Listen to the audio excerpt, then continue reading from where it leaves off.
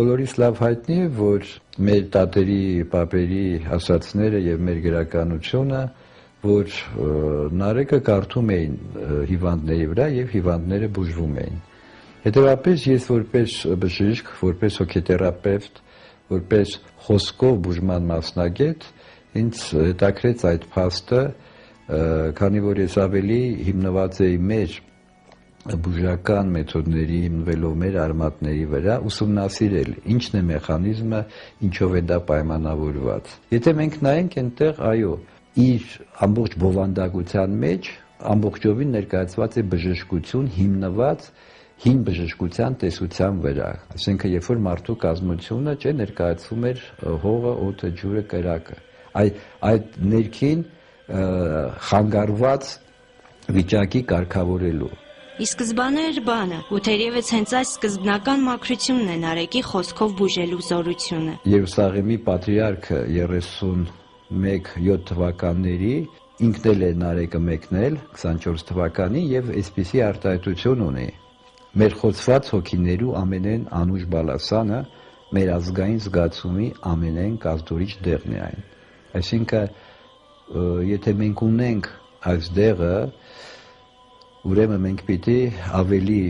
հավատանք ընդունենք եւ բնականաբար չշեղվենք մեր արմատներից, որովհետեւ արմատներից շեղվելուց մեր իմունիտետը շատ թուլանում է։ Իսկ թուլացած իմունիտետով մենք չենք կարող դիմակայել։ Կատարյալ մի ստեղծագործություն, որը սակայն միայն որպես գրական ստեղծագործություն դիտելը խիստ սխալ կլիներ։ Անդրադառնանք բուն Նարեկին, իր բնագրին, որը գիտեն գրված է 10-րդ դարում,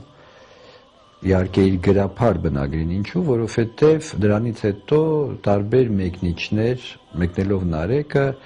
այն բավականին ձևափոխել է եւ գիտե կտուկ մինչեւ այն դարել է պոեմ։ Իր սկզբնագիրը, որ ինչպես ներկայացնում է ինքը հեղինակը եւ իր առաջի էջում բովանդակության մեջ, երբ որ նշվում է նրա նշանակությունը, կա երկու այսպիսի տող. Սպեղանիկ զորավոր վիրած անբժշկական, դեղ կազդողակ ցավոց անտեսականած, այսինքն նա զորավոր սպեղանի անբժշկելի վերքերի եւ անտեսանելի ցավերի բուժման միջոց է։ Այն հոգեբուժությունը, որ այսօր ժամանակակից գիտական բժշկությունով մենք սովորում ենք բուժում ենք, այդ բժշկության բոլոր տարրերը Նարեկի մեջ կա, այսինքն այն խանգարումները, որ մենք օրինակ որակավորում ենք, անձի խանգարում, դեպերսոնալիզացիա, անձի կորուստ։ Նարեկը թարգմանվել է բազմաթիվ լեզուներով, բայց ո՞րն է նրա հիմնական բուժիչ լեզուն։ Նարեկը մեկնել որպես պոեմ, նրանի մեջից հանել հավատը, նա կարող է գեղարվեստական գործ լինել, որտեվ այստեղ եթե մենք գրափարից փոխում ենք, բայց քանի որ ասեցի, ես կարդում եմ առաջի աշխարհաբար թարգմանությամբ, դա ասել է այդ աղոթները, որը մոտ է գրափարին։ Համենայն դեպս տեսեք նա ազդել է, իսկ ավելի կատարյալ բնականաբար պիտի լինի բնագրով, որը այո, երբ որ հիվանդները իրենք են այդ տարբերությունը նշում։ Ովքեր են հասկանում այս լեզուն։ Նեղա երախտիկները մոռանալով տեղին նեղա մարմնի ձեռքը։ Very glad that I got this code because it brought me to Ireland, helping me a lot with my very own business.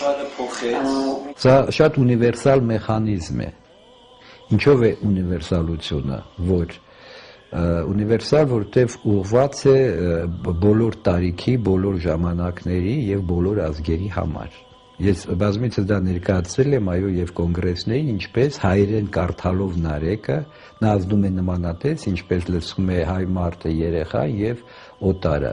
ազդեցությունը նույնն է։ Օտար բանաստեղծներից շատերն այսպես են նկարագրում Նարեկացու Նարեկը։ Վշտի եւ ցասման պոեզիա, վշտակոց հոգու իսկական տարեգիր, որում հանճարի իր մատները դնում է մարդու եւ մարդկության վերքին։ Գրիգոր Նարեկացին համաշխարհային մշակույթի տաճար Գանձարանի բանաստեղծ է։ Նարեկը մերն է, ու պիտի ընթերցենք եւ պիտի ընթերցեն նաեւ նրանք, ում եթե ոչ ականջին, ապա հոգուն հարազատ են հնչում այս տողերը։ Սա այդ ժողովրդական ամենակարճ անհրաժեշտ ճանապարհն է,